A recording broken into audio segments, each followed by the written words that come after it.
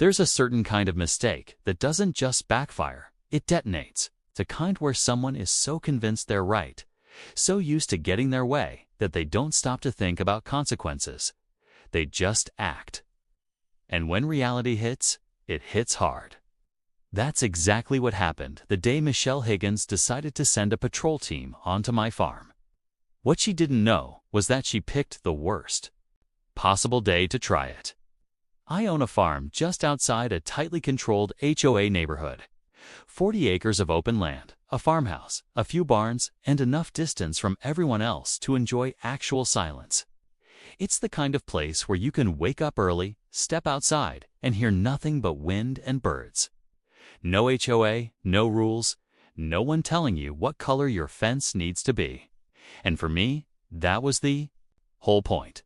Fortunately, my property borders a neighborhood that does have an HOA, and not just any HOA, the kind run by someone who treats it like a personal authority badge. Michelle Higgins. Now, like always, that's not her real name. But if you've ever dealt with someone who thinks a clipboard equals power, you know exactly the type. Our problems started small. Well, they always do. First, it was complaints about my farm equipment being visible from the edge of their neighborhood. Then it was the smell. This smell. Apparently, living next to a farm and being surprised it smells like a farm was somehow my fault. I ignored most of it because legally they had no ground to stand on. My property wasn't part of Silver Creek Meadows. I followed all Montgomery County regulations. Everything I did was completely within my rights. That didn't stop Michelle. She started showing up uninvited, standing at the edge of my property, taking photos, writing notes, acting like she was documenting a crime scene. The first time I confronted her, she didn't even try to hide it. "We've received multiple complaints," she said. "From people who chose to live next to a farm," I replied. Her lips tightened. "You need to make adjustments?" "No," I said simply. That word seemed to offend her more than anything else. Over the next few months, things escalated. Letters, emails, attempts to involve the county. Every single complaint went nowhere because there was nothing to enforce. But Michelle didn't want enforcement. She wanted control. And when she couldn't get it through official channels, she tried something else. It happened on a Thursday afternoon. I remember because it was one of the few days I wasn't alone on the property. My cousin, who happens to be a Montgomery County deputy, was visiting. He had the day off and decided to stop by, catch up, and maybe enjoy some quiet time away from everything. We were inside the farmhouse, sitting at the kitchen table, talking over coffee.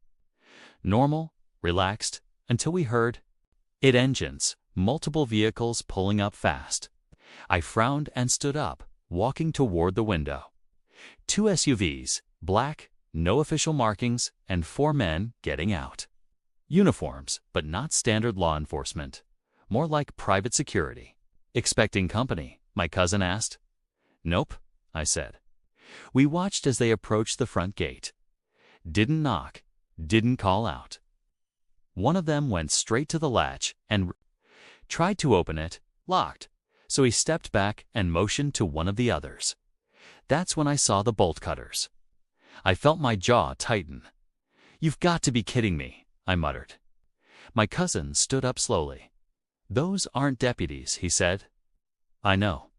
We stepped outside just in time to hear the first snap of metal. They had cut the lock, opened the gate, and were already stepping onto my property. "Hey!" I shouted, walking toward them.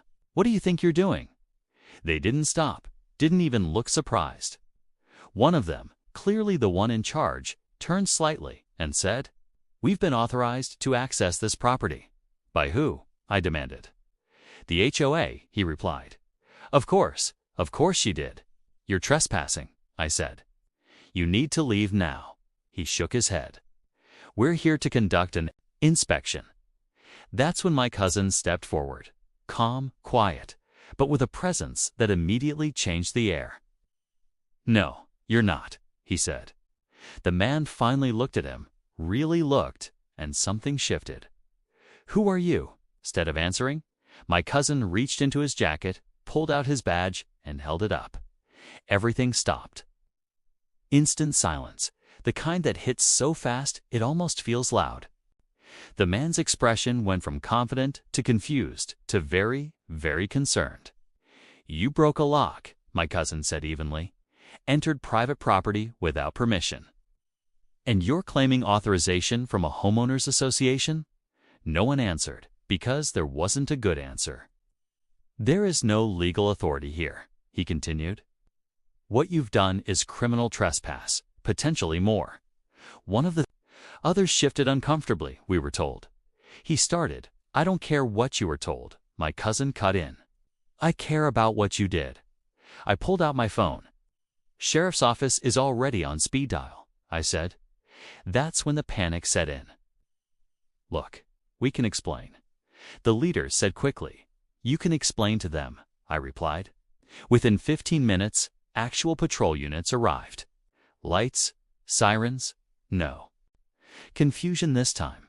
The situation was clear the moment they saw the cut gate, the unauthorized entry, and my cousin standing there with his badge. The 4 men were detained, questioned, and eventually taken in.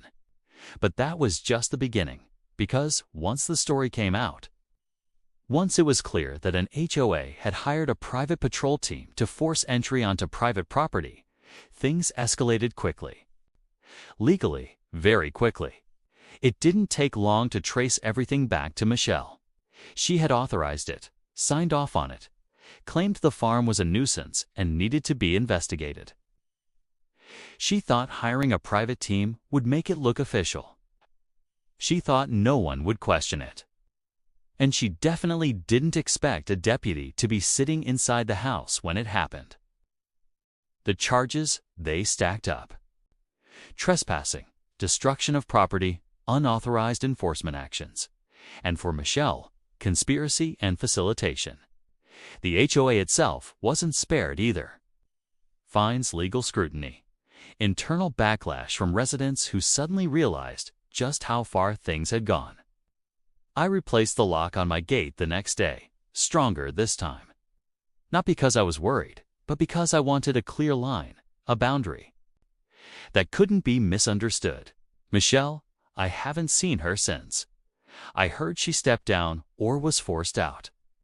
Hard to say which, but either way, she's not in charge anymore. As for me, life went back to normal. The farm is still the same. The equipment is still visible. And yes, the farm still smells like a farm.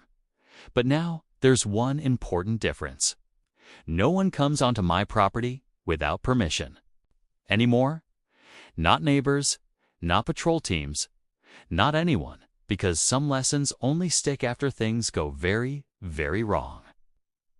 If you enjoyed this story, make sure to hit that like button and subscribe to HOA Conflicts for more.